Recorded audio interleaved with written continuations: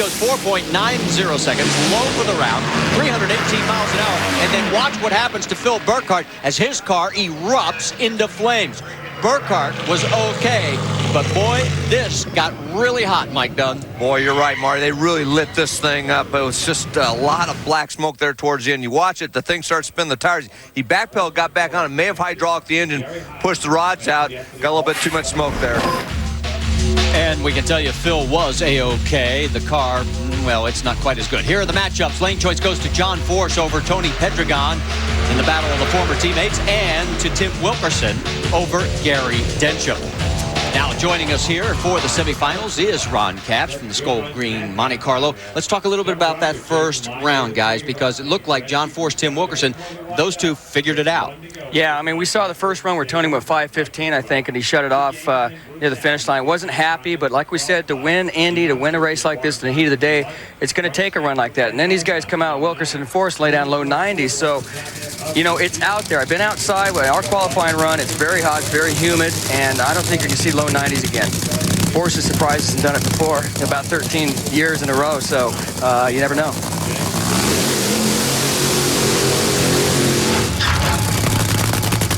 Well, you were just on board with Tim Wilkerson as he did his burnout, and here comes Gary Densham.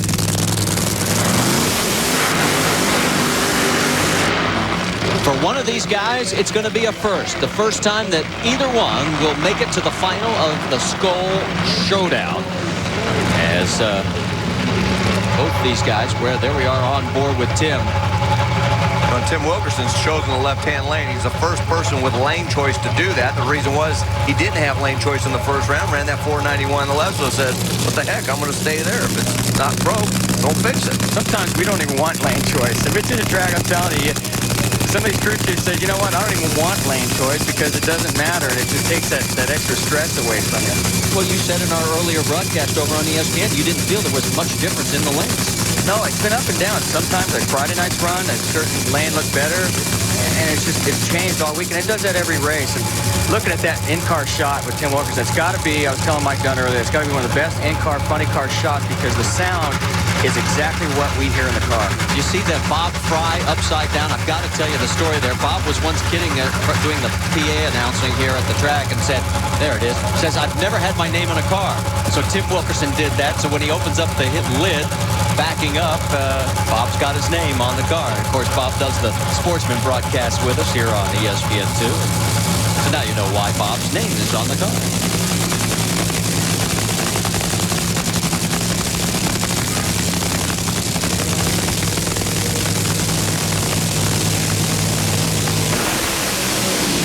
Tire smoke for Wilkerson.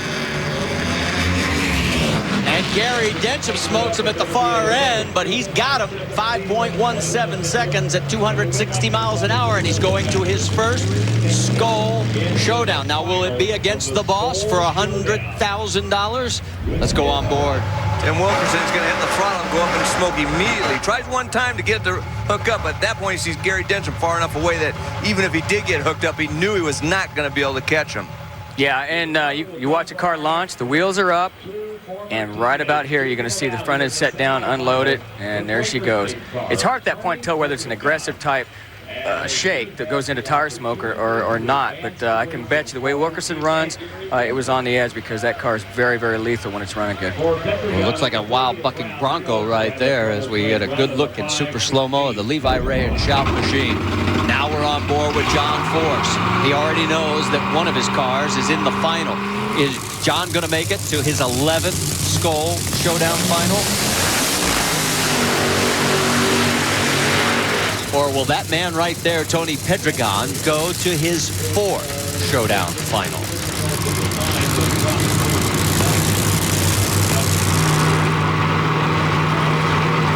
Boy, you guys got some great shots. I mean, these in-car shots are great to watch.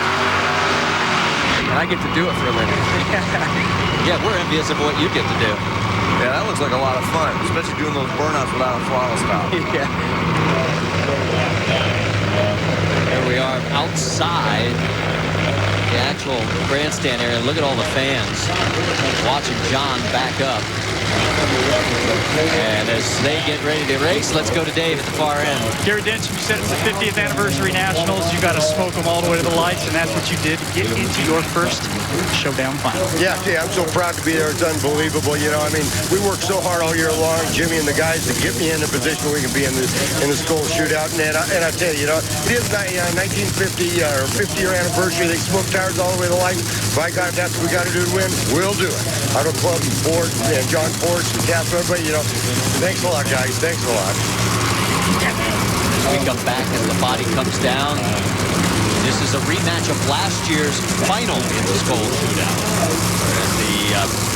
Tony took the win over John Force last year. There is Austin Coyle. Dickie Venables right there.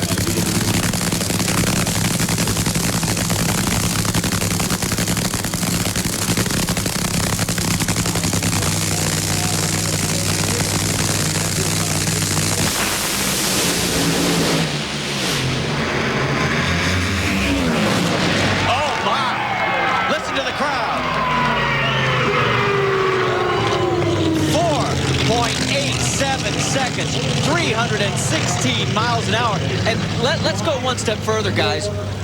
Let's not just talk about the Skoal Showdown, but is this like his 13th championship victory lap that we're seeing? I mean, the crushing blow last night, what he's doing here today? Did you hear that sound up? That was everybody's jaws dropping. That was classic Austin Coyle.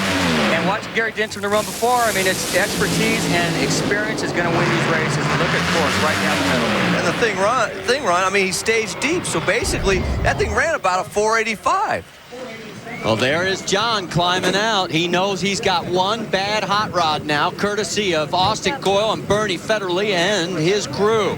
Lane choice by a ton over Gary Denton. Second year in a row, it's going to be Team Force in the finals. Let's go to the far end, Dave. John, you absolutely crushed him. You stole their breath, you dropped their jaws. This car just went 487 in the middle of the day. I don't do anything. I just drive the old hot rod and do the best I can, and trying to keep my job here in this company, and right back to them young kids.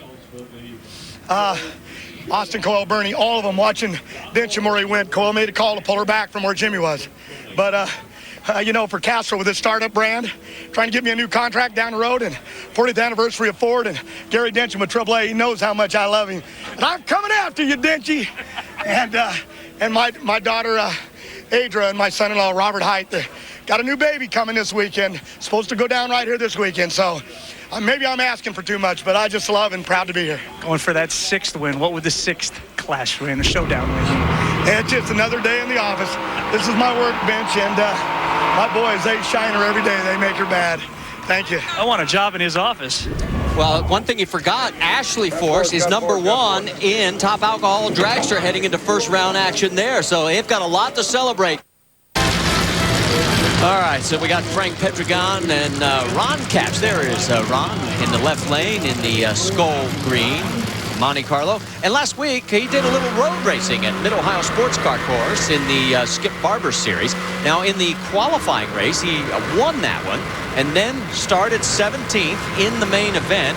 And this is on board with Ronnie, and did a fine job. He ended up finishing 4th overall in that main event. And that's a very good accomplishment. And, of course, Ron Capps' diary every race week on ESPN.com.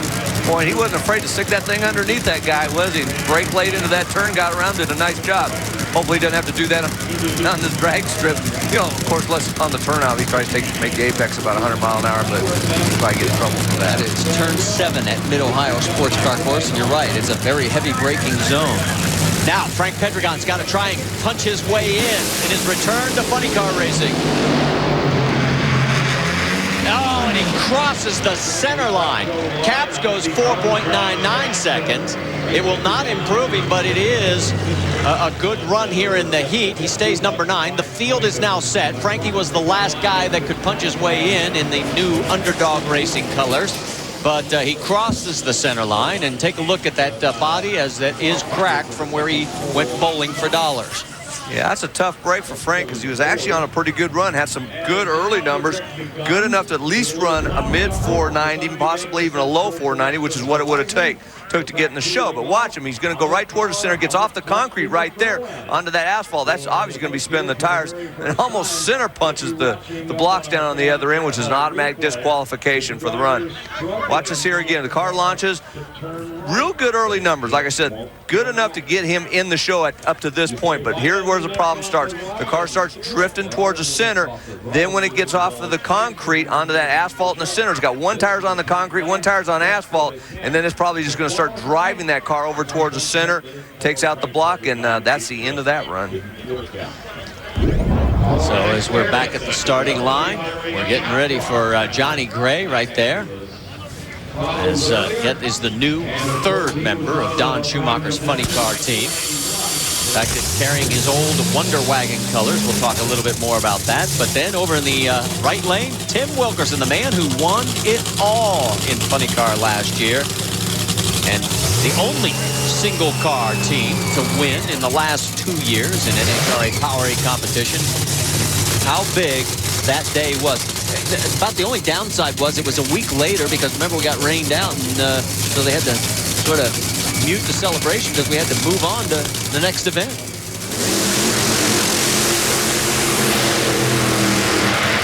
And there is the yellow Wonder Wagon with Don Schumacher's colors on the side.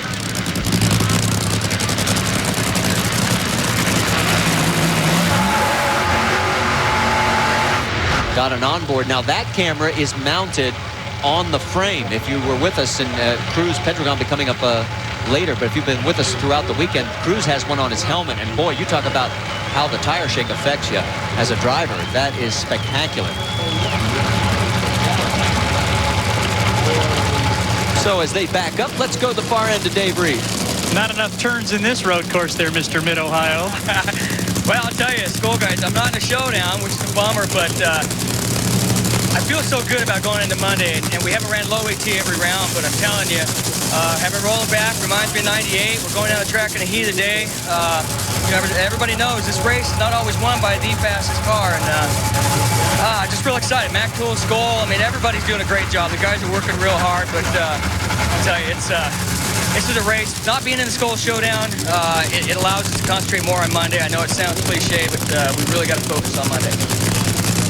I had a question for Mike. We talked about the addition of Johnny Gray to the Schumacher camp, and it happens at the biggest event of the year. How much focus, how much attention does that take away from Whit Bazemore and Gary Scelzi?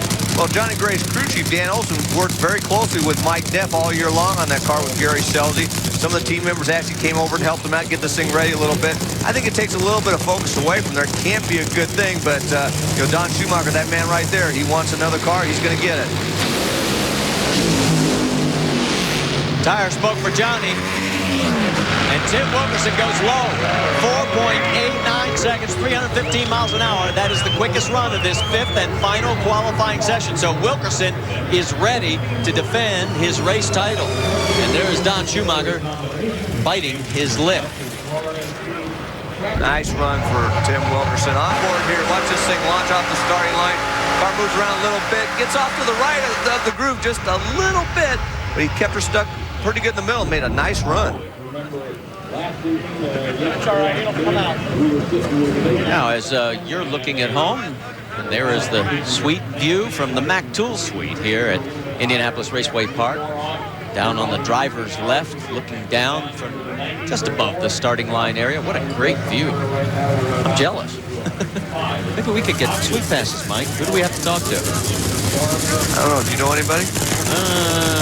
I think John Hayes, but I don't think they've let us out of here. You're looking at Whit Bazemore. Got knocked out of the Skoal Showdown in the first round when he went up in tire smoke. And you're on board with Jeff Aren. He's over in the right lane.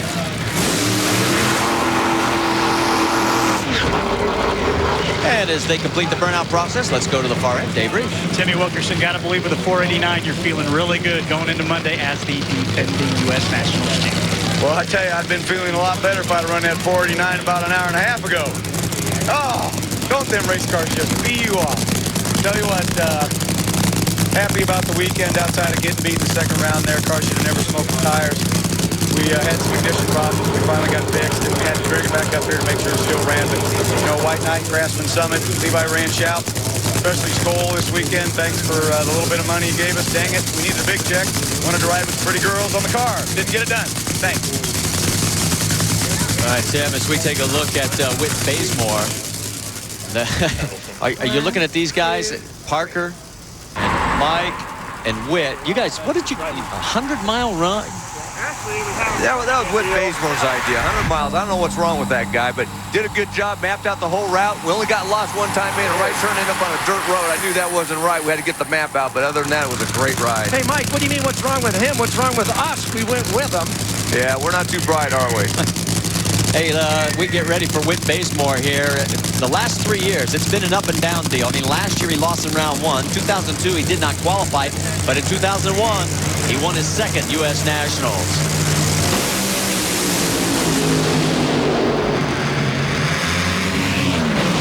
Well, they needed that run a little while earlier. 4.87 seconds for Whit. It will not improve him, but it makes him the quickest of this final qualifying session so far. So take another look as we go to commercial break. Whit Bazemore and Lee Beard, they've got to feel a little bit better after this pass as we head into race day.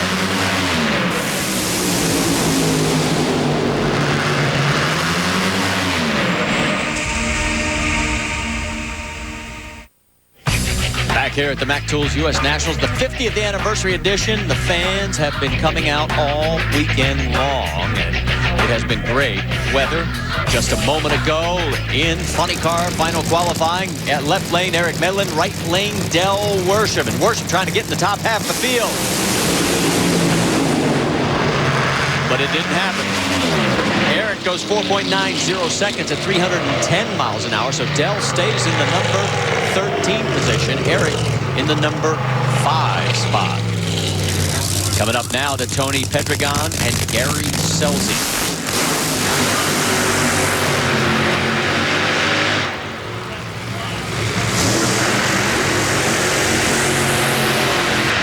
And there's Gary. On this week's Gary Scelzi Says, Whit Bazemore and Mike Dunn drop in on Gary.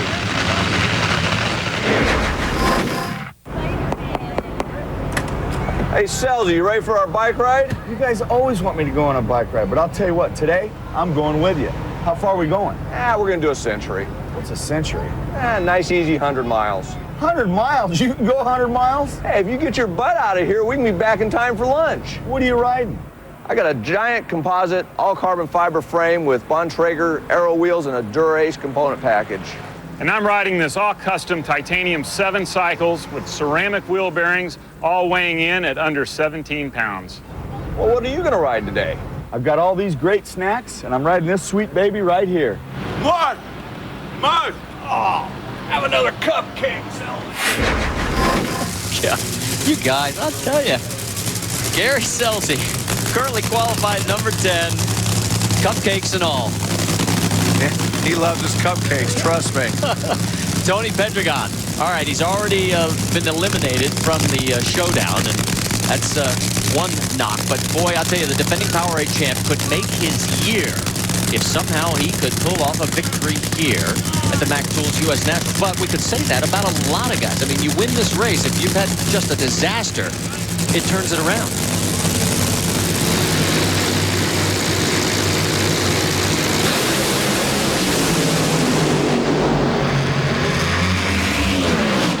Wow, 4.84 seconds. And now Tony is low for this session.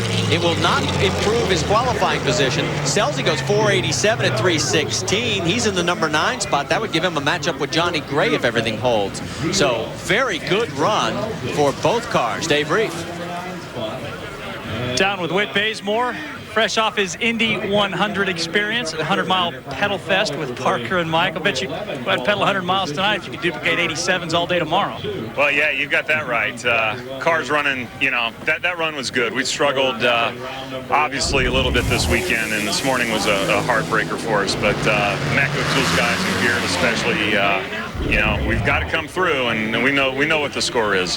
Guys just missed the Powerade war going on between Whit and Eric Medlin over here. Eric, you're set for your first U.S. Nationals, my friend. Good looking 90. Yeah, not too bad. It's a little hot out here. Trying to keep up with Bays and that act over there. That's quite an act. Anyway, just want to say hi to all the Mac Tool distributors and everybody from Castrol Syntec.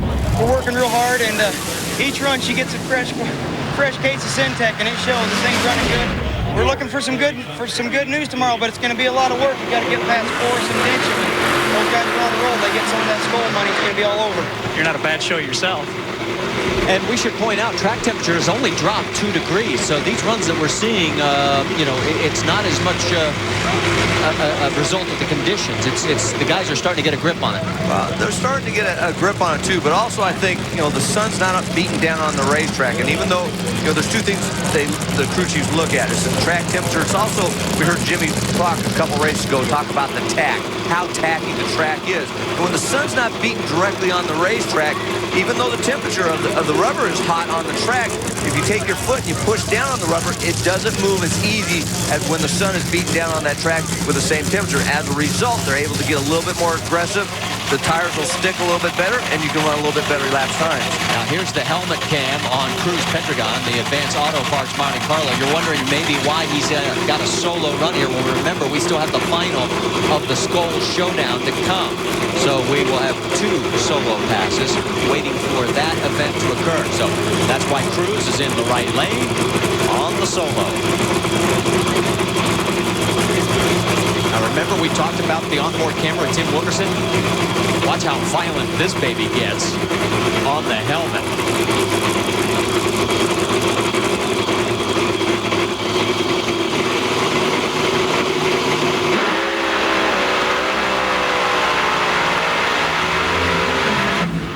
So you want to be a funny car driver? Well, that's how you got to be able to focus.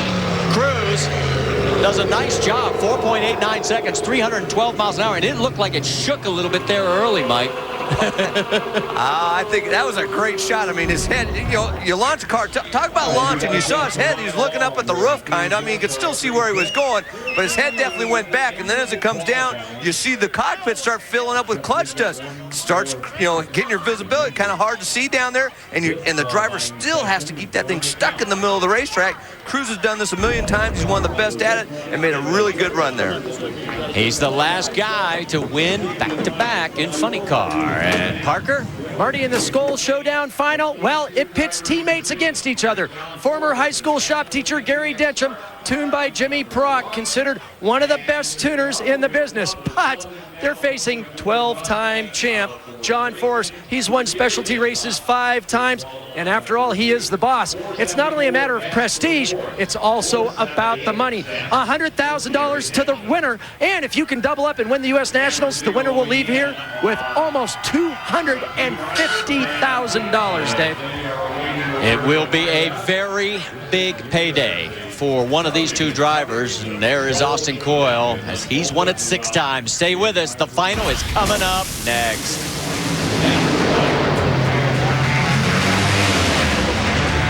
I'm coming after you, Denji. Back here for the Skoal Showdown final at the Mac Tools U.S. Nationals. The engines are coming to life. Who's going to take home the $100,000? Will it be the #1 qualifier, John Force, or will it be his teammate, the #2 qualifier, Gary Dencham? Well, one of the things that we should point out, that when it comes to bonus money in John's operation, everybody shares equally. All the cars get some of the pie. So really, this comes down to basically bragging rights. Yeah, there won't be any team orders here for sure, Marty, because, like you said, they all split equally on the money. And obviously here, there's no points implications. Now, that doesn't mean that Gary Dencham might not spin the tires, because they've had trouble getting this car hooked up the first 2 rounds. The car would launch good and then start spinning the tires in the middle.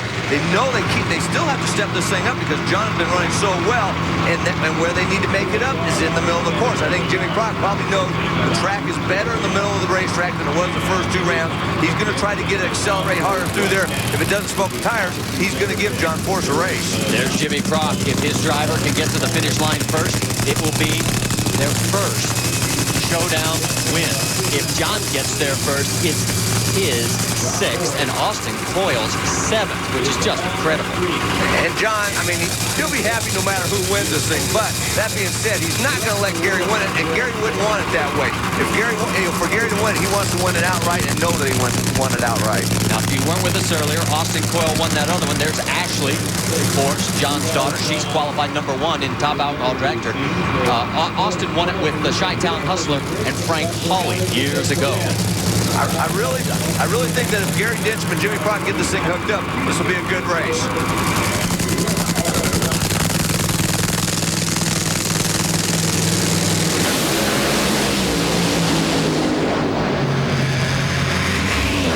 A great drag race, and Gary Dencham and Jimmy Prudhomme have got it. 4.89 seconds, 316 miles an hour, and you saw John starting to get tap dancing out there at a little past half track.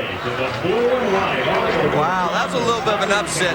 I tell you, both cars left good. John Force had about 200ths of a second advantage off the starting line. Good early numbers. Then it looked like the car may have drifted a little bit towards the wall. Then start to spin the tires. I'm board with John. Let's look and see if we can tell. Right at this point here, look at out of the groove. That's when it started to spin the tires. He backpedaled at one time to get it recovered. Did a good job, but Gary Dencham was long gone by then. Oh, and got a little bit of a fire in the cockpit of Gary Dencham's Mustang, but I don't think he cares right now. They got $100,000 to fix it. Let's go to Dave Reef. There's a little bit of fire in this man right now. Gary Dencham, you have won the Skoal Showdown! Unbelievable. You don't give Jimmy Prudhomme too many tries, and he'll come out swinging, boy. He is good. Welcome to our Power Time interview, too. Your check. More spoils coming for you. How about that one, though? John lost it out in the middle. Oh, I tell you, I can't believe it. You know, I mean, we had a little bit of luck getting in here, but you give Jimmy Prudhomme a couple times, and he's going to get it right. And my guys are great, and all I can do is thank Skoal for putting this up, and of course, obviously, John Force and Auto Club and Ford and Castro for letting me be able to be in this. I'm so proud to be here. I can't believe it. It's not quite the U.S. Nationals, but it is a win at Indy. Well, I'll tell you, it is a start. Hey, you know, look out for us tomorrow. I'm here to tell you. Oh, congratulations, buddy. Way to go. And there is John. He's looking over. And I'm sure he would love to have won, but he's happy for Gary Dencham. Yeah, he definitely is. Watch on the left side of your screen. Right there, that thing made the move over towards the wall. John went to correct it, started to spin the tires, put a cylinder out, even backpedaled the car one time. Gary Dencham, not the case. That car was stuck right down the middle of the racetrack and into the winner's circle. Well, let's talk to him. John's still sitting on top of his race car, really kind of enjoying what you're seeing. Gary spent a lot of years, and he's earned it, and Jimmy Prudhomme put that AAA Mustang where it needed to be. Our car was trucking. I thought I had him covered, and all of a sudden, thing just blew the tires off. But he's a good man. I'm very proud of him, what he's done for us. And we're here with Mac Tool at this 50th U.S. Nationals, and it's quite impressive. So for him to take the win home for all of us, and he does, because we share all the money, and that's what's really important. But Dencham, you're still fired. All right, let's take a look at the ladder and the matchup. For John, it's his 9th pole here at Indy. His first was back in 1990. It's the 121st of his career. He's got Jim Head in the opening round. Johnny Gray has lane choice over Selzy. Cruz Pedregon and Eric Medlin have lane choice as well. Gary Dencham, Phil Burkhart, Tony Pedregon, and Whit Bazemore have the lane choice over on the other side. Now, Top Fuel is in the lanes. That means their final qualifying attempt will be coming up next when we return here to the 50th running of the Mac Tools U.S. Nationals.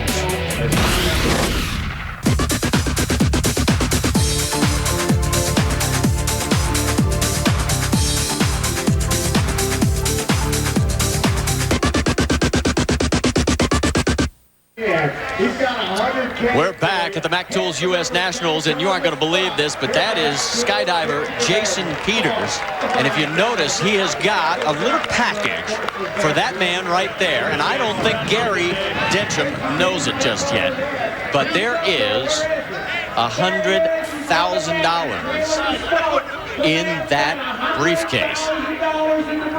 Look at everybody. They just heard on the PA, and everybody's looking up.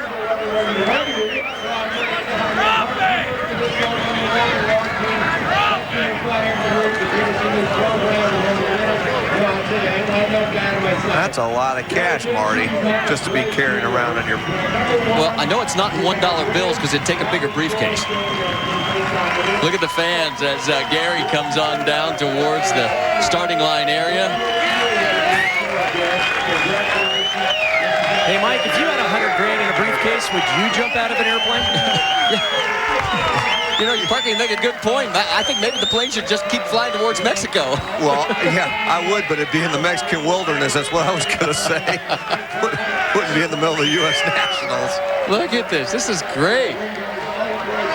Remember years ago in Philadelphia, they had Kite Man. He delivered the ball and crashed coming over the center field wall. But this guy has made a perfect landing. Look at that. Right there. Way to go, Jason.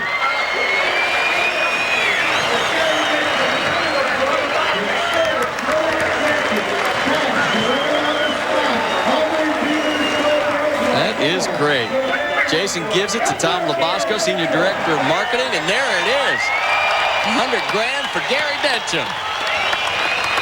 I mean, what can you say? A Skoal girl on each arm, $100,000 in cash, and you just got through driving your funny car. It doesn't get any better than that, let me tell you. All right, let's go to Parker. Gary Dencham, does airmail get any better than this? No, it doesn't. I tell you, how am I going to hide this from John? You know, I don't know. I mean, you know, this is such a proud moment of mine. The Skoal people, you know, what they've done for our sport, we just got to love them.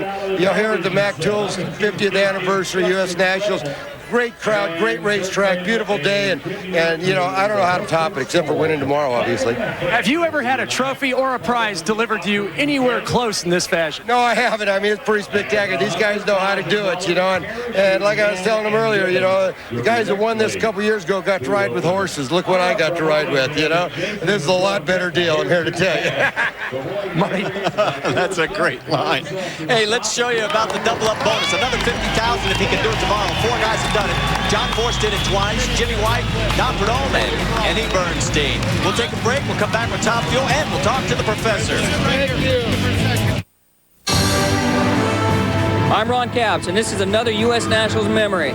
Don the Snake Prudhomme wins a close final round over Jim Nicole. After the finish line, Nicole's clutch explodes, turning his slingshot dragster into a 225-mile-per-hour mess. What's left of the car slides hundreds of feet to a stop, and Nicole emerges with only bumps and bruises. We didn't really know who it was because both cars were yellow or had a lot of yellow on it. And I remember Don's wife, Lynn, at the race, we stand on the starting line and we jump in the pickup truck and we go down and pick him up. Well, like I say, we jumped the truck. All we did was see smoke and whatever, and we seen the wind light coming in our lane, but it was way down the end, so he could have won, but then still crashed, and we didn't know who it was. And all I can remember that Lynn grabbing hold of my leg, and I think I had a handprint or fingernail prints in my leg for at least a day. But when we got down there, Prudhomme was all right. Nothing happened to him. In fact, Jim Nickel, yes, the clutch blew up. We cut the car in half, but he was all right. And it seems like all of these Mac Tools U.S. Nationals moments get nicknames, Snake, and that one is just known as the crash. What do you remember about 1970 and the Jim Nicole incident? Well, I remember everything about it, you know, from the time we left the starting line. We were side by side. It was a final round of the U.S. Nationals, and you're headed to the finish line, and hoping you were going to win, and he was neck and neck like a horse race. And all of a sudden, there was this big flash to the right of me, and his car started spinning out in front of me, and it separated, and I thought he was killed in the accident as we were across the finish line. So it was a heavy moment. It made a very indelible impression upon you. You thought about retiring for a little while. What did bring you back ultimately? Well, you know, this sport, it's something about it that you can crash, you do different things, but you know, a couple days go by and you want to get back in there, and I just love it. I'm certainly obviously glad I did, and you know, but at the moment, at that time, I was pretty wore out, and I felt like quitting. Yeah. Certainly nobody will ever forget that moment. Bill Stevens. And you want to see something cool at the Indianapolis Motor Speedway Museum just down the street? Don Garlits' legendary Swamp Rat 4 on display in the main hall. That's the car that in 1962 he was the runner-up here at the U.S. Nationals. What a tremendous honor for Big Daddy. Well, we talk about Big Daddy Don Garlits being a part of the U.S. Nationals for so long. 8 wins here. That's more than any other top fuel driver. Let's take a look at some of the history of Big Daddy and the Big Go. In a span of 22 years, Big Daddy Don Garlits won the U.S. Nationals 8 times. His first win came in 1964, behind the wheel of his Windjammer Swamp Rat 6. 3 years later, Garlits came to Indy with a vow of not shaving his beard until he ran in the 6s, which 3 drivers did earlier in 1967. Big Daddy didn't get that 6-second run until a final round against James Warren. He won the race with a 6.77-second pass and then shaved his beard on the starting line as 20,000 fans gathered around. Garlits became the first driver to win multiple U.S. Nationals. He won again in 1968, this time beating Steve Carbone. Garlits and Carbone would meet again in the 1971 Top Fuel final, but neither driver would stage. A dramatic staging duel ensued, and the strategy worked as Carbone beat the heavily favored Garlits. Big Daddy grabbed his 4th Indy title in 1975 when he beat Shirley Muldowney in the final. His 5th win at Indy came in 1978 at the age of 46. Garlits semi-retired in the early 80s, but came back for the 1984 U.S. Nationals. He marched through eliminations to face Connie Coletta in the final. Big Daddy clocked a 5.52 run to take his 6th Indy trophy. He followed up his 84 win with another U.S. Nationals victory in 1985 over Darrell Gwynn in the final. Then made it 3 straight as he again beat Darrell Gwynn in the 1986 Top Fuel final to record his 8th win at Indianapolis. The name Big Daddy Don Garlits is legendary in drag racing, but especially at the U.S. Nationals. And it is my great pleasure to welcome to our ESPN telecast the one, the only, Big Daddy Don Garlits. And first of all, Big, I got to ask you, how's everything at home, your shop, and your residence down in Ocala, Florida, in harm's way with Hurricane Francis? Well, we got in the car on Thursday, and we drove all the way down there to check it out. We cut down a couple of trees that looked like they might be a problem, boarded up some windows. Everything looked secure. We got in the car at 1 o'clock yesterday afternoon and drove straight back to the Nationals. All right, we'll keep our fingers crossed. We just saw on that feature the great wins that you've had here, and in the many conversations I've had with you, 67 was special, the beard. Of course, the great burn down when you lost was a moment you'll always remember, but 84, I know, was a very special one for you because you were like in semi-retirement. That's exactly right. In fact, we came up here, you know, and we came with an old car out of the museum. Me and Malone teamed up, got a current engine and clutch and put in it. And they all looked at us, they laughed. They said, 2 old dinosaurs with a car out of the museum. But on the second run, we set top speed of the meet, and it got their attention. And we worked our way through the deal, won the race, and Malone said, we need to go to Pomona to the finals. I said, we need some more parts. So we went out there and won that race, and that got me the sponsorship to be able to compete in 85 and 86 and won 2 world championships back-to-back. So it was a great moment, 84. And that, of course, was Art Malone, your longtime friend, a great driver in his own right. Tell me about the first time that you ever came to this racetrack, and it was a youngster, too. It hadn't been around that long, but already it was a special race. Yeah, it was in 1962. I was running Top Fuel. You know, the Nationals was, well, all of the national races were still on Gaius at the time. But I had a good association with Chrysler, and they had taken a look at this facility, and they liked it. And they said, we want you to field a car and go in 62 and run on Gaius. So we built Swamp Rat 4, and we came up here, and we actually runner-up with that car. And that's where I got the name Big Daddy, was Bernie Partridge in the tower, because it was during that event that I got in Connie Coletta's car and set the national record on Gaius, 180.36. So it was just a lot about this place that's special to me. We could stay here for hours, and I wish we could, but it is so great to see you. We're going to keep our fingers crossed and say a prayer everything goes well back at home, and it's always great to shake your hand. Thanks, Bill. Thank you. All right. Let's go to Parker. Bill, the history of the U.S. Nationals is comprised of the races, the drivers, the cars, and the fans. Bud Polhill is at his 45th U.S. National. And Bud, what has possessed you to come to this event 45 times? Well, I started going in Detroit in 1959, and I think anybody who comes to one of these races, I think that's all it takes. You get hooked, and you just keep coming, and that's just the way it's been. You know, you can't believe I've been here 45 years. My wife can't believe I've been here that long either. You've been married 41, so obviously it's still working. Bud, after all those years, though, what memory, one particular thing stands out in your mind of all those events? Well, I raced with a couple of people here, and I also had my own car here at one time. We qualified for competition eliminator, and that was pretty much a high point for me, to be involved in the race. And the biggest change over the years? How fast the cars go. It's amazing how fast the cars go, and you know, back in '59, if somebody would have told me they would have been going 320 miles an hour, I would have said, you're crazy. It couldn't happen, you know, but it does, and they're safe, and it just amazes me every time I see one of those cars go down the track. Marty, the U.S. Nationals, a magical place for Bud Polhill and many, many others. That's a great story. Thanks, Parker. Hey, we've got to take a break. Saturday night, the NHRA brought out the original Drag Racing Safari members as well as the original divisional directors. Included is a man still working for the NHRA, Daryl Zimmerman, who's been to all 50 U.S. Nationals. Stay with us. We're coming back. We're here for Top Fuel, final qualifying. John Smith trying to avoid DNQ for 2 in a row. And Bob Vandergrift, and boy, both of them are going to miss. Vandergrift by 1/7 of a second. It is the first time this year that Bob has not been around on race day when he has shown up to qualify. And John Smith, it is his second race in a row that he has failed to make the field. All right, here is the leaderboard right now as it stands. The Coletta clan still on top, all the way down through to their teammate, David Grubnick. You already heard about Morgan Lucas not going to make a run here in this final session. Brandon Bernstein to Andrew Cowan on the bump right now at 4.782. You already know that Bob Vandergrift and John Smith are not going to be around on race day, but what about the rest of these guys? They still have their final shot coming here at the Mac Tools U.S. Nationals. Well, let's go down to Bill on the side set back in the pits, and I think you've got the professor.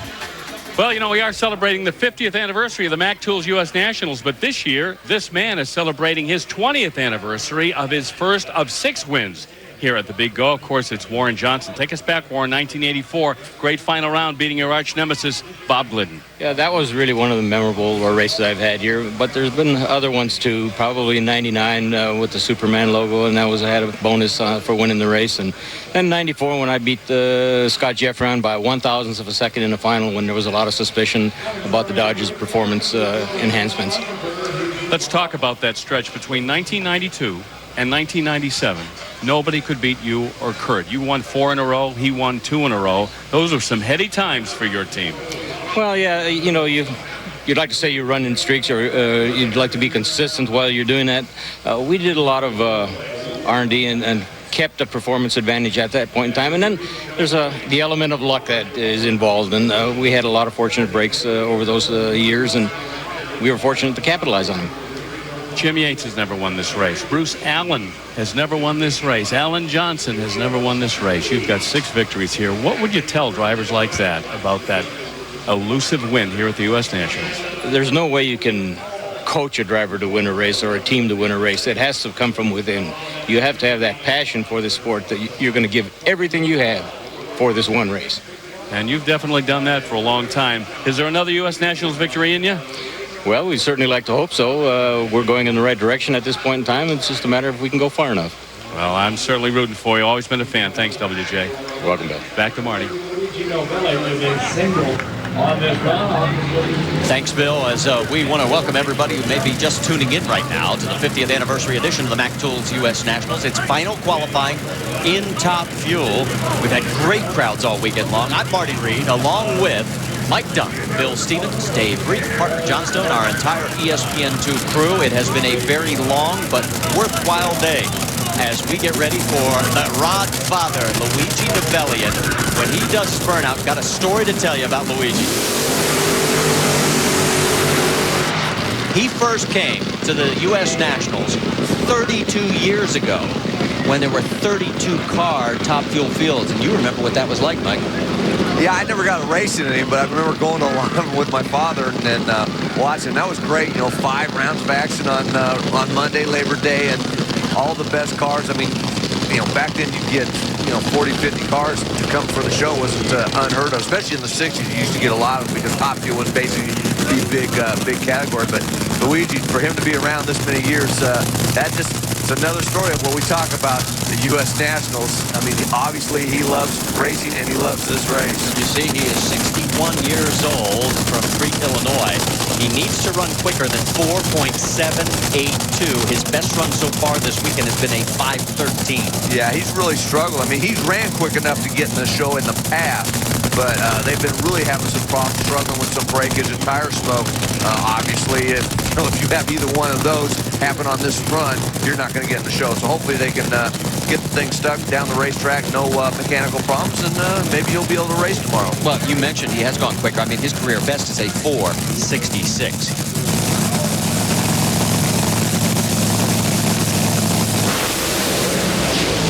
No, it's not going to happen. So Luigi is not going to be around on race day. As you saw the tire go into shake and then into smoke. And now he's huffing cylinders the rest of the way, as it will be a long tow home. As he coasts on out, let's check into the funny car pits with Parker. Marty, Phil Burkhart was missing in 5th session of qualifying because of the big explosion he had during the 4th session of qualifying. Are you okay? Yeah, I'm fine, Marty. Thanks.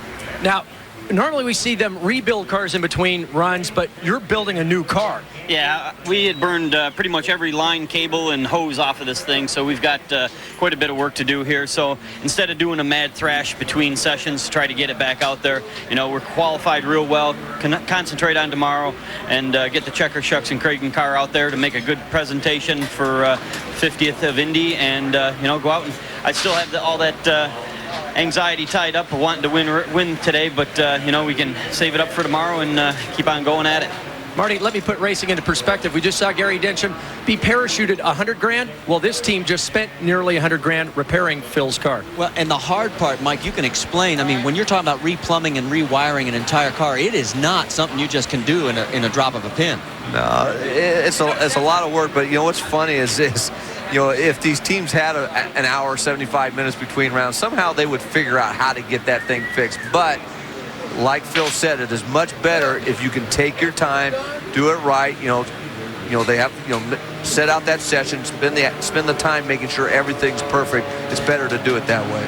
All right, let's go back to our Megamo video that we had shot at Memphis last week, and let's take a look at some of the action that happens in these funny cars. Yeah, watch your rear tire. Remember, we talked about controlled wheel spin right there, and I mean, it wads that tire up, it starts to spin, spins up, and then kind of tries to hook. You also look at the wheelie bar dragging on the ground. They want that thing to carry out that little ways. You see right at that point, it stopped hitting the ground, and then the front end was still probably in the air, but the tire is what we call starting to get up on the tire, where the tire starts to grow a little bit, and it comes off that wheelie bar and starts accelerating down the track.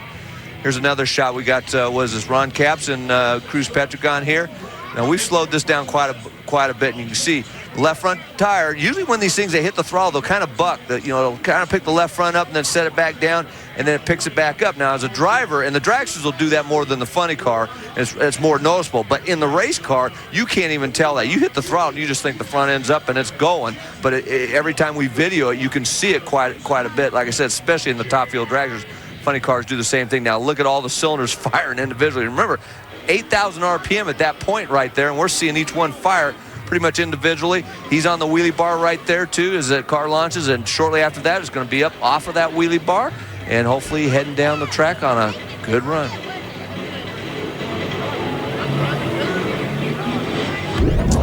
So as you see what's left of one of the tires, let's talk about what a funny car is all about. Well, let's talk about the wheelbase. It's a minimum of 100 inches, which nobody runs. Everybody runs a maximum of 125 inches. Minimum weight with the driver, 2,400 pounds. Horsepower, make between 6,000 and 8,000 RPM. Top speed on one of these bad boys, over 333 miles per hour. Now let's go back to Megamo. We're going to show you what it looks like in Pro Stock Bike, give you a little bit different comparison. Watch Angel's hand right there. Just release the clutch. And look, there's a little bit of a time delay, and it's going to do the same thing. It's going to buck. See, the front end goes up there, and then it's going to kind of go back down and then pick back up. Same thing, and now it's going to carry that front end out that way as it's riding on the wheelie bar. You see the tire, same thing. It's spinning pretty good right there, but not too much. They try to control that spin, get the bike to accelerate as quick as it can without spinning too hard, because there's a fine line there. Obviously, if you spin it fast or too fast, the bike is not going to accelerate. these bikes are on the wheelie bars for a long way. They use them quite a bit. And as you can see it come out of the shot right there, there's a wheelie bar down on the ground. They'll carry it quite a ways down the racetrack, further than the funny cars, because these bikes definitely wanted to rotate over backwards if you didn't have those wheelie bars on them. Well, we mentioned that Chip Ellis drives in ProStar with no wheelie bar in the 600 category, and here he is, his #1 qualifying effort from earlier today, 7.115, a new track elapsed time record. The 8th time that George Bryce has had a #1 qualifier here at the Mac Tools U.S. Nationals. Just an incredible record on that Buell, and it'll be Ellis with the lane choice, as does Sean Gann, GT Tongwit, and Andrew Hines. Then over on the other side, it will be Antron Brown, Craig Treble, Angel Savoie, Chris Bostic. So that sets the stage for Pro Stock Bike. Now, the guys who did not qualify, and there were many, you can see that their day and their weekend is already over. They're on the trailer and heading home. When we come back, we'll have more Top Fuel qualifying here at the Mac Tools U.S. Nationals, the 50th edition of this great event. This is Indy. When it's all said and done at the end of your career, you don't count points, you count wins.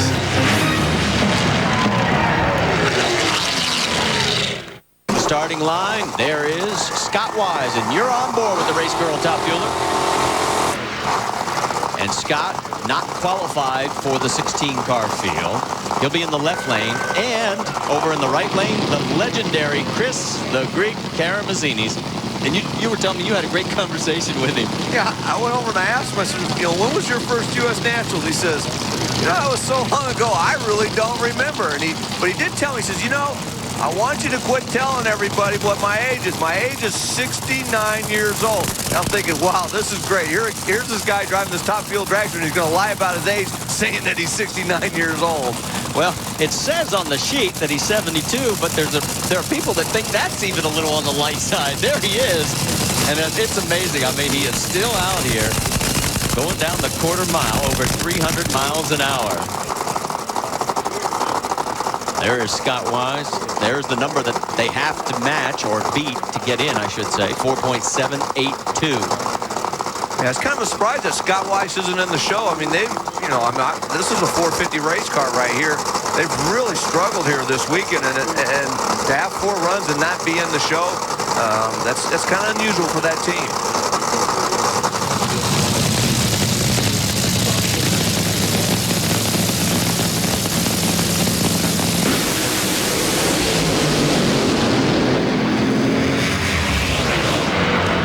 Scott Wise is in the field.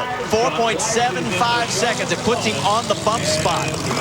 Chris Karamazzinis, he is not going to make it. So Andrew Cowan has been bumped from the field. He still has yet to make his 5th and final qualifying run. Wow, this is the first run. They basically got down the track nice and clean. Probably would have liked to have a little bit more. Like you said, it got him in the show. A lot of oil down on the other end. The thing was obviously labored down at the other end, but not being in the show, he knew he had a good run going early. Started putting some cylinders out towards the end. He had to leg it to the finish line to try to get in to the 50th annual U.S. Nationals. So let's go back and take a look at one of the 50 cars, the Golden 50 they call them here, that have competed here at the U.S. Nationals. And Mike, this is one of your favorites, I know. Well, yeah, this is a great car. And we heard Larry Dixon talk about it. He's got his helmet painted, with the Howard Cam Rattler, as a tribute to his father, who drove this car, Larry Dixon Sr. Ran here at the 1970 Nationals, didn't win. We saw that Don Prudhomme won that final against Jim Nicole, but this car did win the Winter Nationals that year, running a time of 686 at 180 miles per hour. So this was a very good West Coast Top Fuel dragster in its day. And as we come back out trackside, we'll get ready for Joe Hartley in the left lane, Scott Palmer in the right. Both cars not in the field. Let's go to the far end of Dave. Scott Wise, now it's time to play the waiting game. 75 gets you in, but on the bump. Yeah, that was really conservative passes. We struggled all weekend. Sitting in the car over there, I can know for 30, 45 minutes waiting on all that stuff to go on. So I'm kind of exhausted, but it's the 50th. Thank God we at least gave it a shot here, and if we can stick, by golly, we'll give him a run for our money tomorrow. So as we come back towards the starting line, both of these guys trying to make their first ever Mac Tools U.S. Nationals field. No pressure here, huh, Mike? Yeah, no pressure here. It is the U.S. Nationals. I tell you what, you just say you just approach it the same way as you do any other race and just do the best you can. But I tell you, there's always butterflies at this race.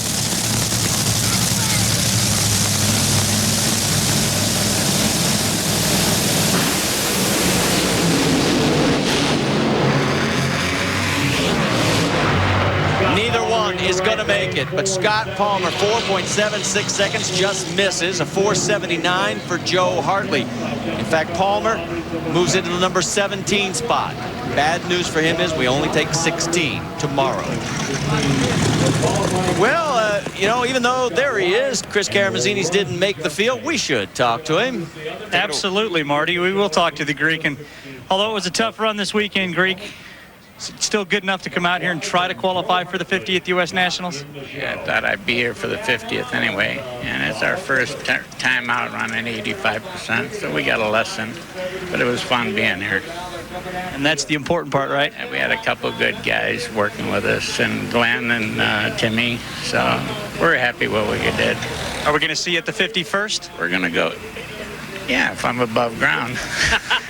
You heard it, Bill. He'll be back. Remember, if it wasn't for Chris Karamazidis, Big Daddy Don Garlits wouldn't have gone 4 seconds to 300. Chris did it first 4 years ago. Garlits came out of retirement and did it a year later. We're going to take a break. We'll be back to Indy with more of the Mac Tools U.S. Nationals in just a moment. Here at the Mac Tools U.S. Nationals, the 50th edition of this great story to Bennett, Indianapolis Raceway Park. We're getting ready for Mitch King and David Baca. And Mitch will be in the left lane, David over in the right lane. For Baca, what a difference a year can make. He was on the pole, the first car ever to run under 4.50 seconds. And now he's got to run quicker than 4.754 just to be around tomorrow. Yeah, last year he had Johnny West tuning the car. This year his partner, Rick Hinkleman, trying to get this thing in. They've done a good job, but they got to step it up right here.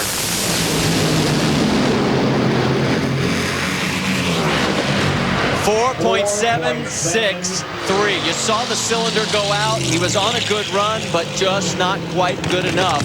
And Mitch King is also going to fail to make it to race day tomorrow. And there is Rick Hinkleman and the guys, and it will be a long haul back to California. Wow, this was a tough break. David Bach was definitely on his way to getting in this show. Very good early numbers. 219 to the 330, 314 the half track at 261 miles per hour. Then right there you saw the cylinder go out, and then looks like the belt came off and it shut off. As we look down track, you're going to look on this side here, just past half track, you're going to see the cylinder go out right there, and then another one came out, and that's probably right where the belt come off and shut it off just before the finish line. Had that not happened, he'd have been in the show easily. And you can see the disappointment on Mitch King's crew as well. Let's go to Parker. Marty, you know it's a special race when there's a paper printed every day outlining the highlights of the event. And it's a pretty special day for you as a racer when your picture's in that paper. And for Chip Ellis, he made his Pro Stock bike debut here at the U.S. Nationals. And Chip, you did it in fine style. #1 qualifier. Did you expect this to happen? Well, my picture was in the paper, so honestly, I just figured if we could come out here and qualify, it'd be a great day for this SNS V-twin powered machine here, and to be on the pole out there racing with these guys, it's awesome, man. I really don't know what to say. There's a lot of hype about this race, but for me personally, I'm just out here testing. This is my first day on the job. Sort of a win already? Yeah, in a roundabout way. It's George Bryce's 50th birthday. It's the 50th, so there's a lot of 50s going around, and I want a 50, 50, and a 1. Dave, that's not a bad way to debut. But for David Baca, U.S. Nationals frustration over a blower belt. I tell you what, we've been behind the 8 ball all weekend, and that car was booking their time. I think we checked the half-track numbers, we were right there. I think it started spinning the tire a little bit. I went to grab a little brake, and it didn't recover good enough. And right at the end, it just nosed over hard. I don't know how much we missed it by. It's really a shame. Got my father back here after 20 years of not, being out, and we're making a good relationship with a new group out in Salt Lake. I just want to say, Dennis, Evan, Mitch, Gina, Bodie, and the gang back there, we'll do better next time. And yes, your numbers were looking good, David. Now it's time for Brady Calaboda. He's in the number 15 spot right now, but Andrew Cowan over in the right lane.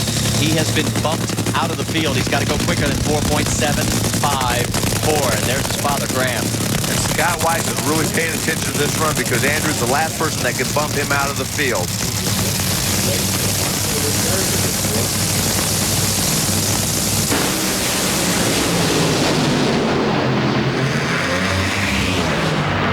Andrew does it. 4.72 seconds. He is into the number 14 spot. Brady Calavoda goes 4.68. That is low for this session. He moves into the number 10 position. Bruce Litton gets bumped down to the bubble, and Scott Wise is out of here as the field is now set. Wow, this is what they needed. The other night, Andrew ran a 4.78, had to backpedal the car. This time it looked pretty clean early in the run. No tires shaking this time.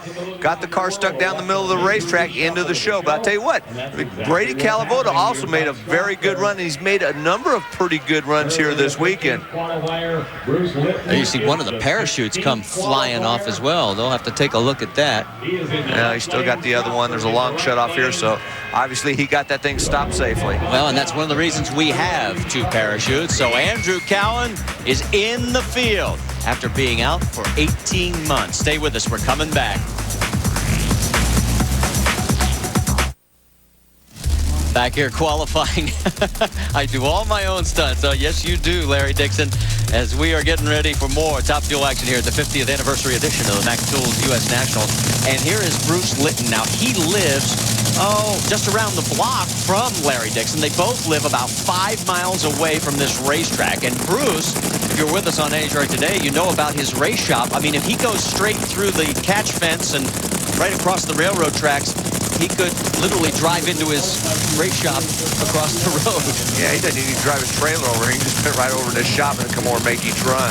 And Mike Strasburg is in his first Indy. He's in the number 15 spot.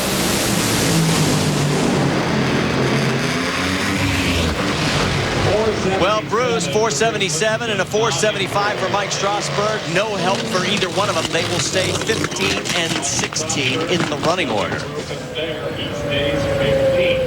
Let's go to the far end, check in with Dave Reef again. Down with one of the pleasant surprises of the U.S. Nationals, Andrew Cowan, who in 1999 finished as runner-up to Corey Mack. But, geez, March 2003 is the last time we seen you. Welcome back to the U.S. National. Thank you very much. It's just so great to be back. I got my girlfriend here. I got my dad here, you know, with Dad and Jenny. And this whole team, we're a team of kids. I thought we were bumped out for a little while, but it went 72 or 3 or something like that. Hey, like, if we can do that 4 times on race day, I think you've got a chance. 4 times, gold trophy, then I'm going home. Think that kid's happy? It was 18 months ago when he had a fall. He was taking a photo up off of a platform, and when he was at the hospital, I mean, they gave him a 50-50 chance to just live, let alone never get back into a race car. So it is great to see him make a complete recovery, and here he is back in the Mac Tools U.S. National. There's Corey McClenathan. He's going to be over in the left lane. He's in the number 13 spot. And when we put the pictures and names up, that's that number you see next to the guys. TJ Zizzo, the number coming up by his face, will be the number 12 position. And TJ, another one of the group that is, and there's those numbers we were talking about. TJ's also in his first ever Indianapolis start at the U.S. National. So what is that, 4 by my count right now? So, yeah, you know, and TJ Zizzo, I mean, this car, you know, I've watched it quite a bit this year. They don't run a lot of races. They don't run the big numbers, but that car goes down the racetrack a lot. I mean, you know, in the low 470 range, he's been kind of stuck at here. Conditions are better. Obviously, you know, they want to try to step this thing up. But, you know, I tell you what, if it's hot out tomorrow and you can run in the low 470 range, you might have a shot at this thing. And let's talk a little bit about the Top Fuel active win leaders, because Corey Mack has 2 of them here. And, of course, Jim Head, Gary Selty have moved over to Funny Car. We have a total of 18 drivers in the 4 professional categories here on the grounds that have won at least one U.S. Nationals Wally. Yeah, Corey Mack, he definitely wants to move up into the top half of the field. They have not ran the kind of numbers that this team is capable of. 471 best. You know, and obviously some of those runs were in the heat. But right now, good conditions, they need to step up and try to get in the top half of the field.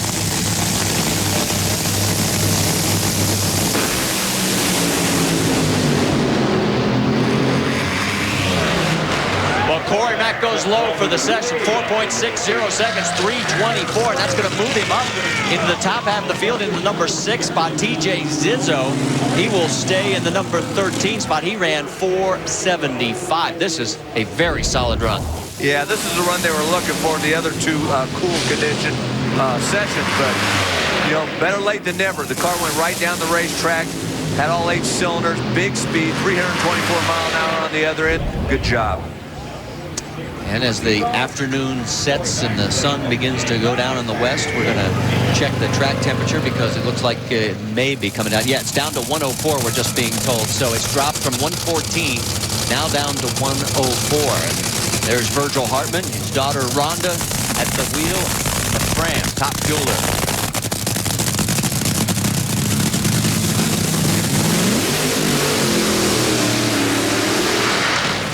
Honda right now solidly in the number 12 position, would like to move into the top half of the field, and so would the guy over in the other lane, Brandon Bernstein, the Budweiser Lucas Oil top fuel machine, only in the number 10 spot.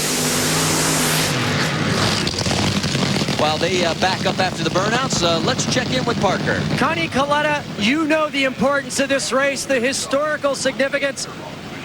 Tell us about the 94 win. It was awesome. Tim Richards was my crew chief, and you know, he raced Eddie Hill in the finals, and I remember we were about 200 foot off the starting line, and the thing started to chatter, and I said, oh, please don't come loose, right? And you know, we won the race. It was awesome. Your cars right now are at the top of the top fuel heap. How much peace does that give you going in tomorrow?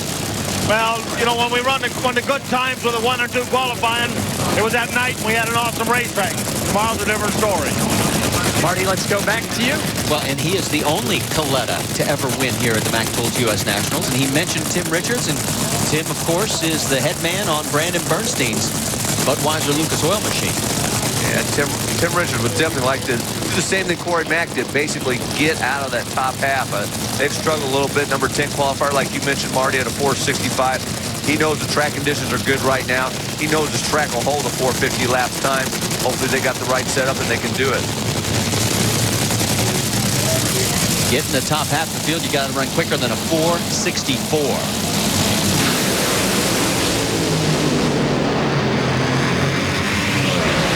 And he just did it. Brandon goes 4.59 seconds. He is now low for this session. He jumps all the way up to number 4. Dad Kenny says, yeah, that's a little more like it. 475 is not going to be any help for Rhonda. She's going to stay in the number 12 spot. Dave Reef. Down with a 2-time U.S. Nationals champion. The fireworks starting to come out. You threw the first salvo there with a 460, 324. Awesome. That's what I'm talking about, baby. That's Indy for you. I'll tell you, we've been working on that all weekend. About half track, I said, this thing is on a run. Just hold it, baby. Just hold it. Get the other end.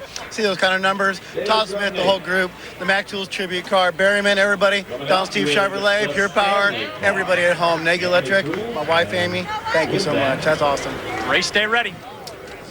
Can you tell he's a little amped up? Well, I guarantee you Brandon's going to be a little amped up as well. Here is Tony Schumacher. He's climbing into the cockpit. He's getting ready for his final attempt, and Doug Coletta's already strapped in. And as we come out trackside, it is David Grubnick. Now, this is where Morgan Lucas would have been scheduled to run, but as we heard earlier from Dave, there is Joe Amato. They had decided to sit this one out after they had a tire chunk problem. They're going to go back and take care of all the dotting of I's and crossing of T's. And Morgan and Brandon Bernstein, we've got to remember, it's his first U.S. Nationals to qualify for. That brings our official count to 5 first-time qualifiers, and we were trying to figure out when the last time you had a third of the top fuel field being the first time that they've ever run at this event. Probably have to go back to 1955 for the first race, because I don't know, that's a lot of new drivers, but that's pretty exciting. It is. It's going to be a great race day, and we hope you're going to be with us as David Grubnick in the special edition Stanley top fueler. And, you know, somebody may say, well, wait a minute, they got Mac Tools and they got Stanley. Aren't they both tools? And, well, yes, Stanley owns Mac Tools. Subsidiary. We saw crew chief John Oberhofer right there, him and Connie Coletta working on this thing, the R&D car. I guarantee you they're going to step on this thing to see what this racetrack will hold right now.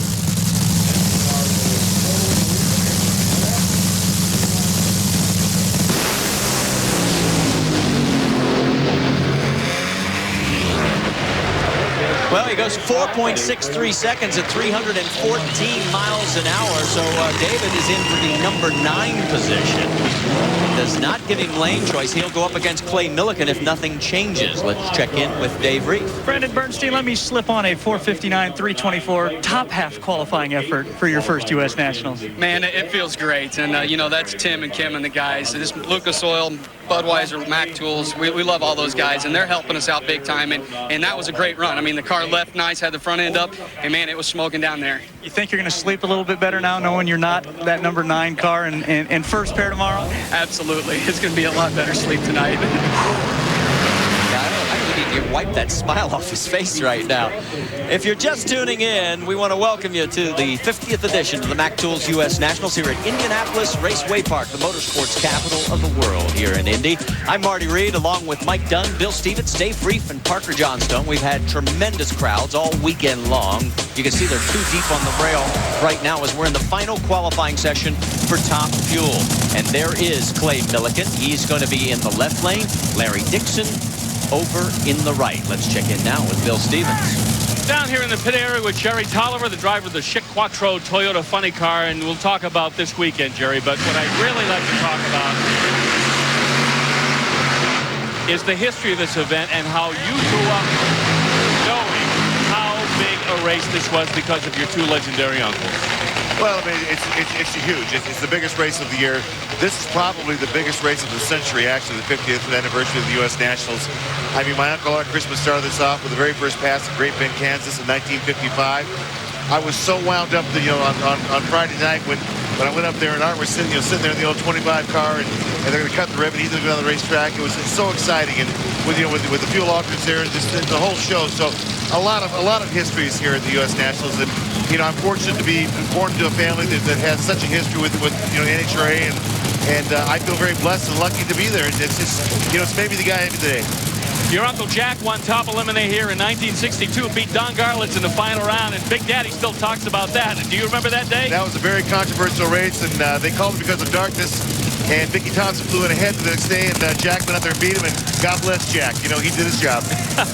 And, of course, a lot of people don't know that your Uncle Jack had the first fuel-burning funny car, that great Saxon Sun Mercury Comet. 1964, the Saxon Sun's Comet. As a matter of fact, I met the gentleman that designed that car from Lincoln Mercury today. He came over to introduce himself to me, and a lot of history. Being with the Christmans and, being grown up in that family with my grandfather Pop, and the whole thing was just, as a kid, all I wanted to be was a drag racer. And so, I was fortunate enough to be able to, fulfill my dream. And here I am. I'm excited.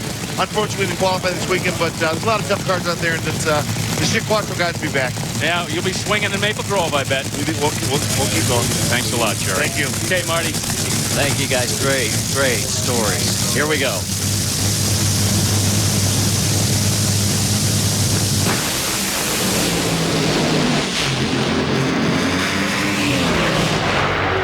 Dixon now goes low for the session. 4.57 seconds moves him up to the number 4 spot. Clay Millican, very good at a 4.61, but it keeps him in the number 8 position. Parker. Marty, Scott Wise and his volunteer family-based crew have only failed to not qualify this year 2 times. And Scott, unfortunately, the second one happens at the U.S. Nationals. Explain the disappointment. Well, they don't call it the Big Go for nothing. This is the granddaddy race of them all. And being the 50th, it's just incredible that we couldn't get the car to go down the track. It's tire shake, it's dropped holes, it's everything to do with the 85%. So you wouldn't think 5% would make that much difference in the way you run a car, but we don't have money and time to test, and so we come out here and try to do it in qualifying, and it's a mistake, I think, sometimes. We really fought it for 2 days, dropping holes, and we finally got to stop dropping holes, and it shook today. So we had to back it down, try to just go down the track, get in the show. The 72 was a respectable pass for what, we considered we could get in the show. We were looking 69 to 70, so we were a few hundredths off there. But it's just, it's one of those days. You just got to get over it and keep going. Luckily, we're still in the top 10. We're holding that top 10 spot and just fight the next 3 or 4 races to try to stay up in that top 10. Disappointment on this racer's face, Marty. For every great story, there is a sad one when you have 123 racers trying to qualify for 64 spots. We've got to take a break. Stay with us. Back here, final qualifying, 5th session for Top Fuel at the Mac Tools U.S. Nationals, the 50th edition of this storied event, and you're looking at Tony Schumacher, who in 2000 debuted the U.S. Army colors, went on to win the race. didn't do too badly that day, did he? No, I think the Army likes Indy because, I mean, look at his record since then. 3 out of the last 4 years he's won this race, so he obviously really enjoys this racetrack. The cars look good this week. It hasn't looked great, but it's looked good. And right now, I think Alan Johnson and this team would like to make a statement on this run. They know the track conditions are pretty good, and I think they're going to probably try to go for that low ET qualifying run. Beside McCullough there, 6-time champion here, crew chief for Doug Herbert. He also is looking pretty good this weekend.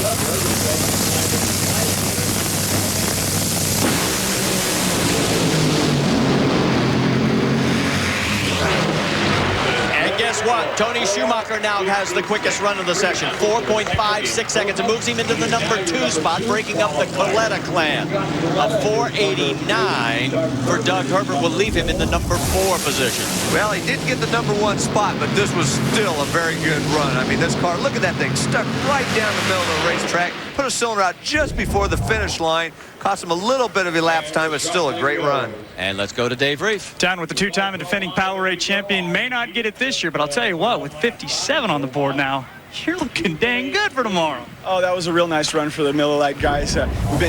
As the session was going on, we kept getting bumped down, and I've learned you don't want to be first pair. We'll let somebody else be the guinea pigs, and the only way to do it is stand on the gas and be in charge of your own destiny. The guys made a call back there in the lanes after they saw a few cars running good. Obviously it worked, and we got further down. We're not at the top, but we're good enough, man. If you be in the top 4 or 5, we got a race car to go with. No like crew, this guy. Bad Jose's. That's all I can say. This is ESPN. This ain't HBO. Thanks. Thank you, Larry. Final pair of top fuelers coming to the line. It is Scott and Doug Coletta. Scott will be in the left lane, Doug over in the right lane. And you think good old Dad and Uncle Connie has it amped up? Well, I kind of thought that would have happened with Grubnick, and Grubnick's car launched good, but it just didn't run through the middle of the racetrack. I mean, that man right there, he's definitely not shy. He will get after it. They were 1 and 2 coming in this session. We saw Tony just, bump Scott down to number 3. Obviously, they'd like to come out of here with 1 and 2, and I think they'd like to do that by both cars running quicker than that 454 that is low qualifier right now. Ron Tobler, the crew chief on Doug Coletta's car. Of course, he's married to Shirley Muldown. The show has been here throughout the weekend. We had a chance to talk with her. And Jim Oberhofer. There's Ron Tobler. He's done a great job this year. I mean, I think he's brought a little bit of calm and consistency to the team that they needed. Ron is very meticulous at thinking about how to win the race. I mean, we know Connie Collette can make a lot of horsepower. He can win races, but Ron's been able to kind of keep him in line there, as Jim Oberhofer has too. Both of these guys do a very good job at managing these teams, and that's why they've been getting the results they have.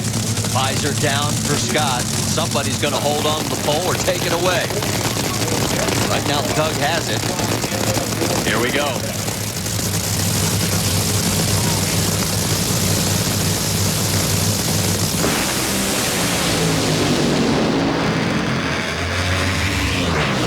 Well, you saw the cylinder go out. That's what held Doug into the 468 range, but he's still going to keep the pole. His second one here at Indy. The first one came back in 2000. It's the 20th of his top fuel career. So he'll start race day up against Bruce Litton. Yeah, Doug Coletta had a cylinder go out real early on this run. That's what killed it. See right there, shortly after he left the starting line, still ran a 468 on 7 cylinders pretty much for the entire run. Doug Herbert and TJ Zizzo. So let's take a look at the matchups. This is the way it'll shake out for round number 1. We already talked about Doug having lane choice, so will Clay Milliken over David Grubnick, Doug Herbert over TJ Zizzo, Larry Dixon over Rhonda.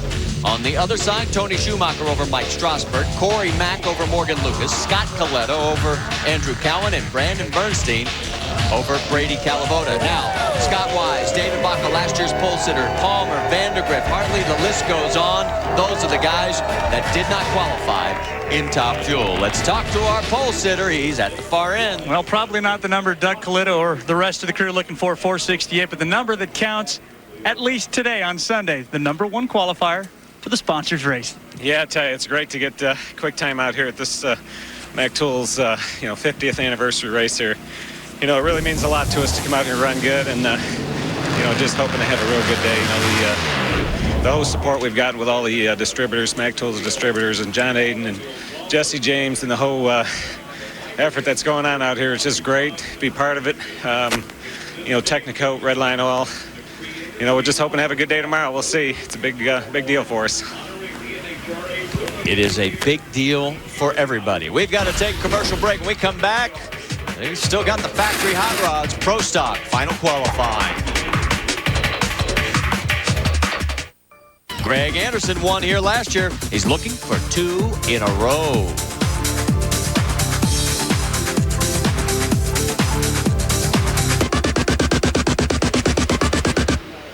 And Greg Anderson is in a familiar position in Pro Stock qualifying. He's at the top of the heap, 6.79 seconds. Larry Morgan right behind. Mike Edwards, Jake Coughlin, all the way down through Stevie Johns in the top half of the field. One guy who's off his game a little bit is Dave Conley, and there is WJ in the number 11 spot. Dave in the number 12 position. Warren solidly in right now after failing to miss the last 3 shows. And then Kurt Johnson in the number 18 position. And boy, is that a story as we get ready for his final qualifying effort. And the list is long of the field trying to punch their way in to this Pro Stock 16-car field. 38 cars in all. Now, Kurt Johnson has not missed an Indy field since he started in Pro Stock in 1993. And last year, he sat on the pole at this race. And here he is. He's got to run quicker than 6.844. The good news is the conditions are a little bit better. The track's definitely tighter. It's not the best session we've seen, but it's definitely better than the previous session. So he has an opportunity, if he hits the combination right, to definitely get in the show on this run. Ron Krischer in the left lane in a similar situation. He's trying to punch his way in.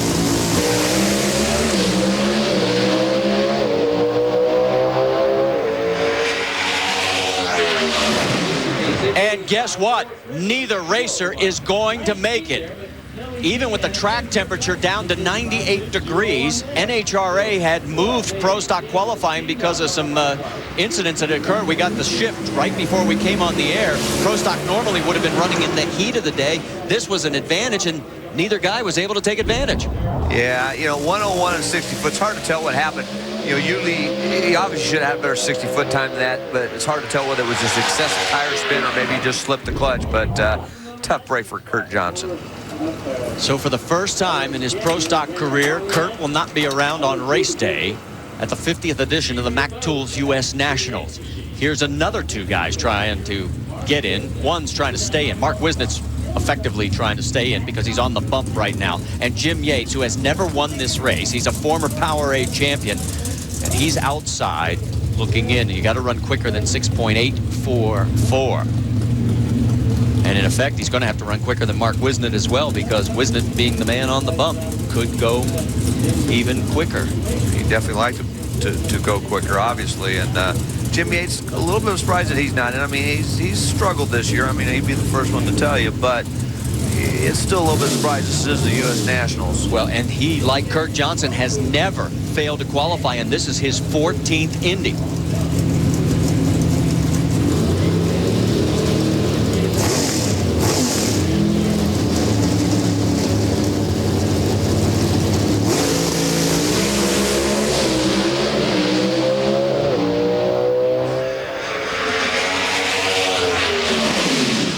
6.842. Jim Yates has done it. He bumps out Mark Wisniewicz. He goes right on to the bump spot, the number 16 position. So that is now the new mark that you're going to have to beat.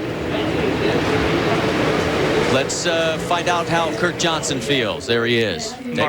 Marty, how ironic that fellow Warren Johnson struggles lately. He's in. Kurt, you're going to skip this one. Your first U.S. Nationals, not a part of it. God, I hope I didn't get his bug. You know, it hasn't been for lack of effort, but everybody in the shop, dyno room, the whole AC Delco Chevrolet crew, everybody's working to make a little bit of power, and, you know, it just didn't happen this weekend. It's definitely not lack of effort, but, hey, my hat's on Dad's side over there, and hopefully he can win this thing tomorrow, and, oh, well, go to the next one. You're taking this thing about as well as anybody I've seen yet. Well, it's, you know, we got behind the 8-ball a little bit. We heard a motor on the dyno last week and had to take one off the floor, plus another one out there. And, you know, we just tested for the first few runs, ran 84 with a 7 this morning, got within 3,000s, and it just didn't happen this afternoon. Ran 85, just a little soft out there, but we'll be back. He probably will grab a wrench when he gets back in the privacy of the trailer, and you would not blame him.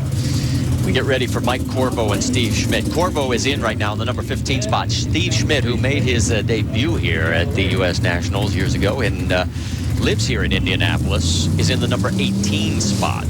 Got to run quicker than 6.842.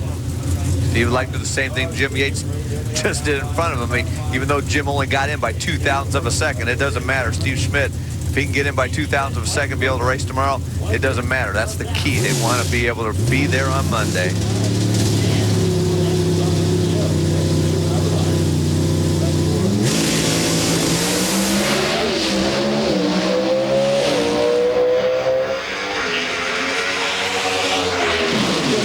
Guess what? Steve Schmidt has done it. The last guy who could bump his way into the field has done it. He's on, and look at Jim Yates. He's going to get the news that he is going to miss his first Indy in 14 years. He will not be around for the U.S. Nationals. Congratulations to Steve Schmidt and condolences to Jim Yates. For every winner, there is a loser in this sport. Final qualifying for Pro Stock at the Mac Tools U.S. Nationals, the 50th edition of this storied event. The field is now set. It's just a matter of where everyone will start. We're looking at Bruce Allen right there in the left lane, the number 13 qualifier. V. Gaines, the number 14 qualifier, over in the right lane. If you were not with us just a few moments ago, Jim Yates got bumped from the field by the last man who could possibly do it by what you pointed out, 2/1000th of a second, Mike. And it doesn't matter. He's in the field for the 50th annual U.S. Nationals. Number 14 qualifier, 683-201. Number 13, V. Gaines, a runner-up here at Indy at the Big Go back in 1997. Bruce Allen, runner-up to Bob Glidden in the 80s.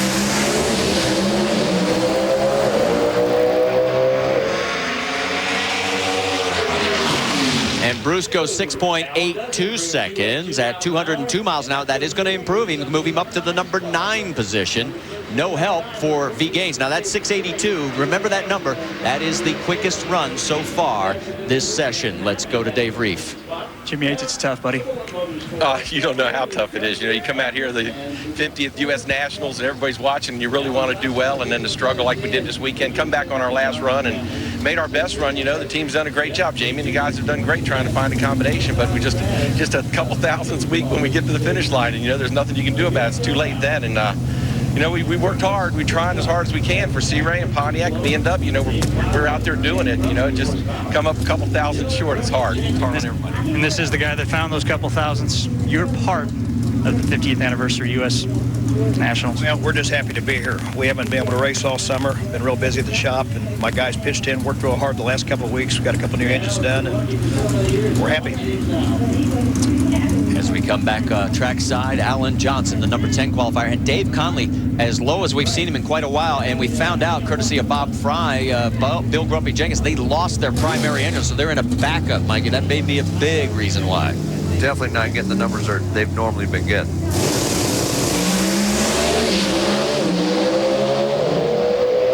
Oh, and Conley's out of the throttle again. And Allen goes 6.83 seconds, 201 miles an hour. So a pretty good run for Alan Johnson. Will not improve him. He'll stay number 10. Dave stays in the number 13 position. Now let's check in with Bill Stevens. Well, back in 1968, one of the things I'm most proud of is that I was working at New England Dragway in Epping, New Hampshire, and my nickname was Snake because everybody said I looked like him. That, of course, is Don the Snake Prudhomme, 7-time U.S. Nationals champion, and, of course, 4 straight funny car championships back in the 70s. Snake, this is really the place, isn't it? Yeah, man, it is. You know, it's a heartbreaker too, and some of the guys don't qualify, and it's murder. You know, but you know, this 50th is really something we all want to win and qualify at. And just getting in this show is a big deal. 1965, you come out here. You'd already won the Winter Nationals. You come to the U.S. Nationals just as a kid. Yeah.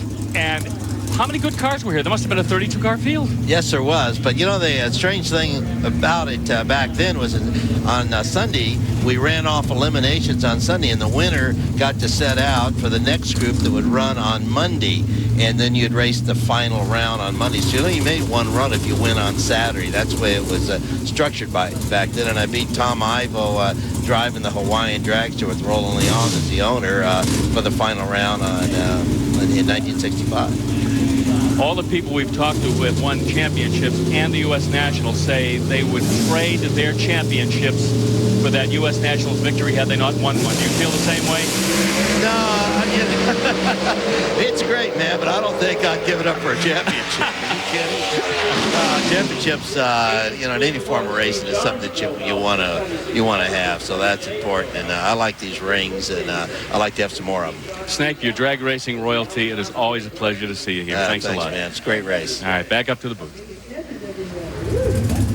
Thank you, guys. As you saw, Warren Johnson got no improvement. In fact, slipped off to a 696, and Stevie Johns did not help himself either. As we get ready now for Ricky Smith and Greg Stanfield. And let's check in now with Parker. Parker? Now, Marty, you're looking at an empty spot that should contain the trailer of last year's U.S. National Defend Pro Stock Bike champ Reggie Showers. He also won the K&N Filters Clash. Reggie, we miss you, and you've overcome some tremendous obstacles in your life being a double amputee. Where the heck have you been, and what do you have planned? Parker, let me just say this. I miss you guys, my whole NHRA PowerA family. Indianapolis, I've kind of adopted this as my second home track. We were fortunate enough to win the big go last year. We took home all the marbles. Everybody from the fans, all the race officials, the sponsors, everybody has just been saying, where have you been? Where have you been? And I've been home enjoying the time with my family. I got to say hi. Happy birthday, Autumn. My little daughter, she turned 6 years old yesterday. Daddy loves you. And I've been spending time with my mom and my dad. And I have a life now outside of racing. But, man, I miss it. Hopefully, if things go right, I'll be back next year sometime. But I just want to take some time off and enjoy myself. Been hanging out with my Pro Stock Bike fraternity, Tommy Maselli, and everybody. I miss it a little bit, but I miss you guys especially. We miss you, too, and we look forward to having you come back. Absolutely right. We do miss him. He is always a great addition to the field. As you see, a 682 and a 683. So it'll be Ricky Smith in the number 6 spot, Greg Stanfield in the number 11 position for race day, at least if it stays the same right now. Still got more. There's Greg Anderson. He's coming up. And we are here, final qualifying. 3 more pairs of the factory hot rods. You're looking at Kenny Koretsky. He's the number 7 qualifier right now in the Nitro Fish machine, as he is in the left lane. Jason Line over in the right lane. Jason in the 50th anniversary edition car, and boy, you talk about consistency. Look at his performance numbers right now. I mean, a 681.0, 681.0, 681.1, and a 682.2 in the last qualifying session. But he ran his fastest speed at 202 miles per hour. Remember, the speed is calculated at the finish line. It's not an average, so the ET and speeds are separate, and that's why he can run a slower elapsed time and still run a better speed. Now that's all that qualifying, both daytime, nighttime. You talk about consistency. That may be the most consistent race car out here all weekend, all 4 classes.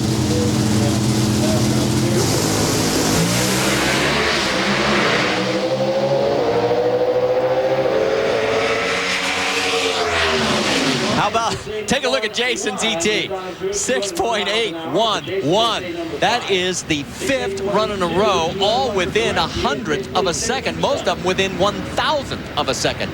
Keeps him number 5, but boy, does he have a consistent race car ready for race day, and he is now quick for this session. Now, let's talk about tomorrow, because we've got a special edition of NHRA Today. We're going to look back at the history of this great event. That's at 11 a.m. Eastern. Then round 1 of eliminations will be live at 11:30 a.m. Eastern, and then final eliminations at 7 Eastern, all of it on ESPN2. For more, log on to ESPN.com.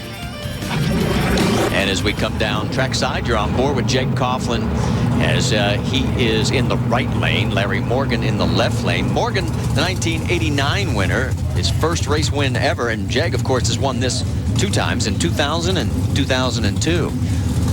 So if he goes every even year, look out, everybody. It's 2004. That means this is his year. Well, maybe we don't run the race tomorrow now. What do you think? I bet you Jeg would take it. No, he'd want to win it. Yeah, but most of these guys can't do the math, so they'll race anyway. I'm going to tell him you said that.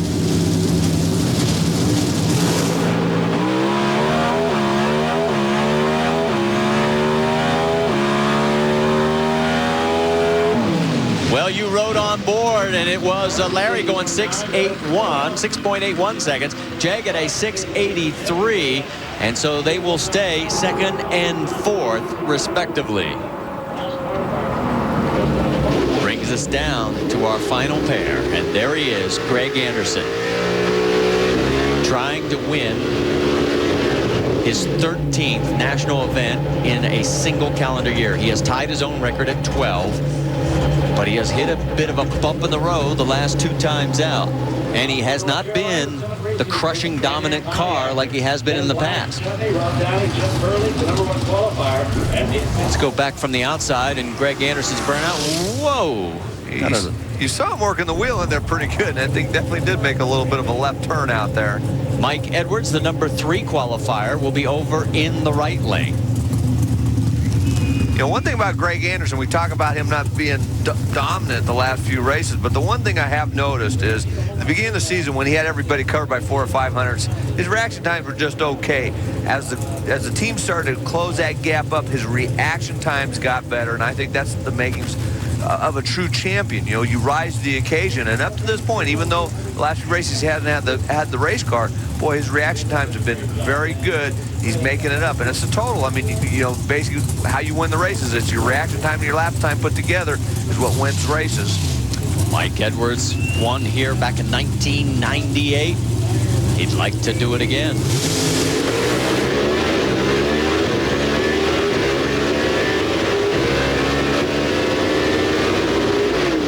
Well, Greg goes 6.82, so he is not low for this session. It is his teammate Jason Line with that 6.81, but he will hold on for his 30th career pole, first ever here at Indianapolis Raceway Park, and the 13th of 2004. So as he turns off, here are the matchups. It will be Greg Anderson with the lane choice over Steve Schmidt, Stevie Johns over Bruce Allen, Jake Coughlin over Dave Conley. That'll be a good matchup. And then Jason Line over WJ. Over on the right side, Larry Morgan over Mike Corvo, Kenny Koretsky over Alan Johnson, Mike Edwards has lane choice over B. Gaines, and Ricky Smith over Greg Stanfield. Who are those that are going home? Well, Jim Yates, Mark Wisnick, Kurt Johnson, Ron Krischer. Boy, the list is long. We had 38 Pro Stock cars here. 22 of them are on the trailer heading home. So we started with 123. We are now down to 64 racers. Now here's the schedule for tomorrow. 11 a.m. Eastern. We'll kick it off with our specials edition of NHRA Today. We fortunately don't have time to talk to Greg, but we will show you everything that happens tomorrow as we crown our 4 champions here at the 50th edition of the Mac Tools U.S. Nationals. For Mike Dunn, Bill Stevens, Dave Reed, Parker Johnstone, and Marty Reed, thanks so much for joining us. This has been a presentation of ESPN, the worldwide leader in sports. For more, log on to ESPN.com. We'll see you tomorrow, everybody, at the 50th Mac Tools U.S. Nationals.